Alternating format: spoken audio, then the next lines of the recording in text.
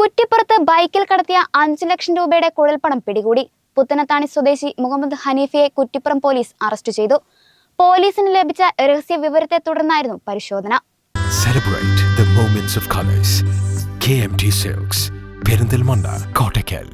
കുറ്റിപ്പുറം പഴയ സിഗ്നൽ ജംഗ്ഷനിൽ ശനിയാഴ്ച നടന്ന വാഹന പരിശോധനയ്ക്കിടെയാണ് ബൈക്കിൽ കടത്താൻ ശ്രമിച്ച രേഖകളില്ലാത്ത 5 ലക്ഷത്തോളം രൂപയുടെ കുഴൽപ്പണവുമായി മധ്യവയസ്കനെ അറസ്റ്റ് ചെയ്തത്. പുത്തനത്താണി പുന്നത്തല സ്വദേശി മുഹമ്മദ് ഹനീഫ എന്ന 53-കാരനെയാണ് കുറ്റിപ്പുറം പോലീസ് അറസ്റ്റ് ചെയ്തത്. പോലീസിന് ലഭിച്ച രഹസ്യവിവരത്തെ തുടർന്ന് നടത്തിയ വാഹന പരിശോധനയ്ക്കിടയിലാണ് ഹനീഫയെ പോലീസ് പിടികൂടിയത്.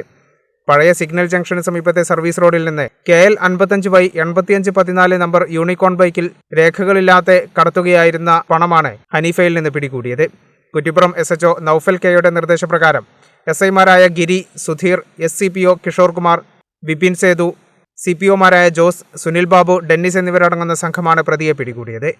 കേരള വിഷൻ, കുറ്റിപ്പുറം.